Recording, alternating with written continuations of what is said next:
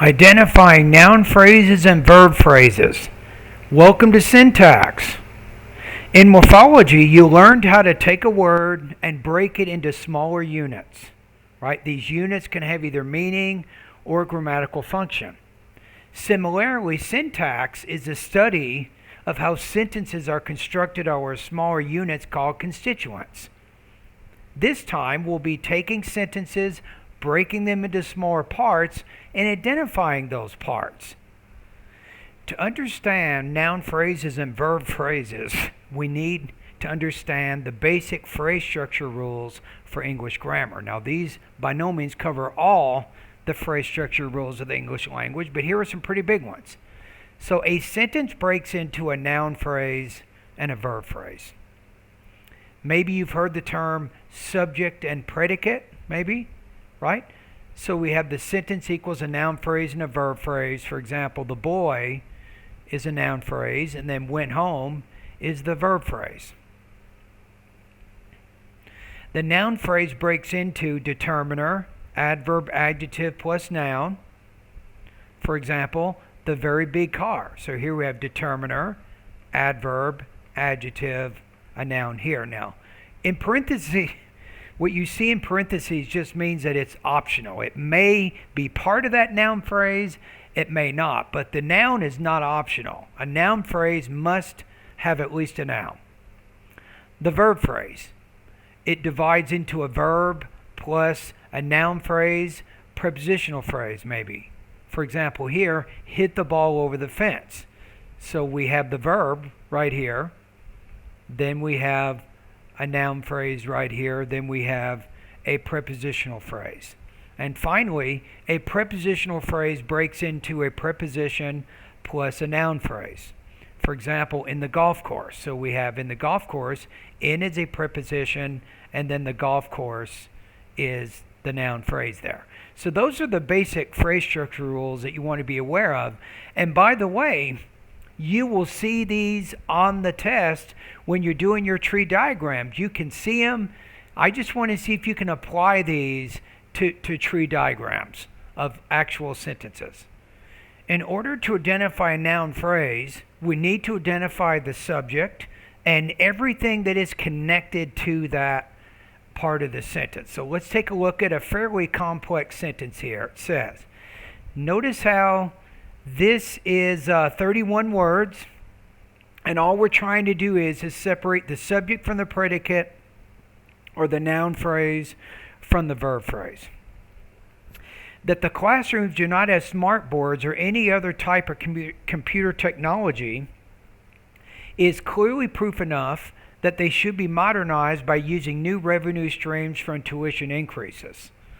Right? So this is a little bit tricky. So we can see that we have a subject here, we have a verb here, we have do have, right? But we also have what we consider what's a main verb here, which is. So in this case, to separate the noun phrase, I'm going to put a dividing line right there.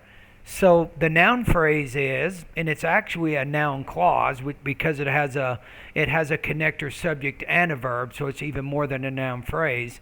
It says that the classrooms do not have smartboards or any other type of computer technology, and then the verb phrase is clearly proof enough that they should be modernized by using new revenue streams from tuition increases. So that would be how we would divide that one up.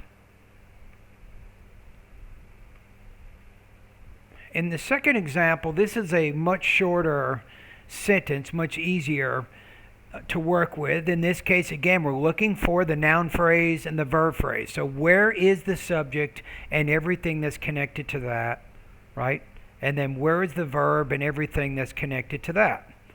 So that's where that dividing line would be. So it would be the man, that's the noun phrase. Then you have asserts that cell phones can be useful educational devices for students.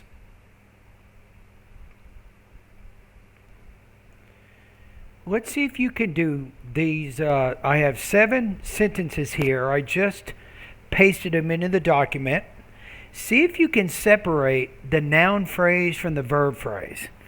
Now, to help you, it may not help all the time, but I'm going to read the sentences. Sometimes, especially when we have a subject with a longer type of modifying element to it. Maybe the subject is 8 or 9 or 10 words or something. Sometimes we will pause after the noun phrase and before the verb phrase. That's something you can think about. The woman's solution of having the man postpone his job interview might be the better option. Number 4, postponing the assignment is detrimental since a student will have to complete that project along with other assignments simultaneously, hence causing them unnecessary stress. Number 5, the assertion that the earth is flat represents flawed, uneducated thinking. Most people, in fact, who are killed in tornadoes are struck by flying debris. 7, I can concentrate better when I'm studying alone. Ultimately, studying alone will help me score high in my examinations. 8, one of my friends who studied for his biology exam had to spend 14 hours over several days to prepare because he studied with 3 other students from his class. Number 9, studying alone has so many benefits over group study, including saving me time from pointless chit-chat that will not help me prepare effectively for the exam. 10, concentrating better on my schoolwork is also why I prefer to study alone when preparing for an exam. So see if you can find those. I'm going to show you the answers here in just a minute, right after this part of the video, but see if you can draw a little dividing line, kind of like I did with sentences 1 and 2, separate the noun phrase from the verb phrase in sentences 3 through 10. In sentence number 3, so we have the woman's solution, right? So solution is definitely the subject. Then we have a preposition. Then we have what's called a gerund phrase, having the man postpone his job interview. All of this occurs before the verb here might be. So that's why I put the dividing line there. Now in sentence number 4, we have postponing the assignment. That's a gerund phrase. Then I have I put the dividing line right there. Now go to Google. What is a gerund phrase in English grammar? If you have trouble understanding my terminology, check it out. Okay, how about number 5, the assertion? What assertion? The assertion that the earth is flat. So all of this idea occurs before represents. Represents is the main verb, and then all of this is the verb phrase. So the dividing line is right there, as you see. Number 6, most people, in fact, who? Who means people. So all of this idea is connected. So most people, in fact, who are killed in tornadoes, then I have the dividing line, that's the end of the noun phrase, are struck by flying debris. Number 7, I, that's your subject, and then can concentrate better, blah, blah, blah. And then notice how I use a semicolon here. Semicolons are used to separate 2 independent clauses. Right? Go to Google if you're not sure. What is an independent clause, right?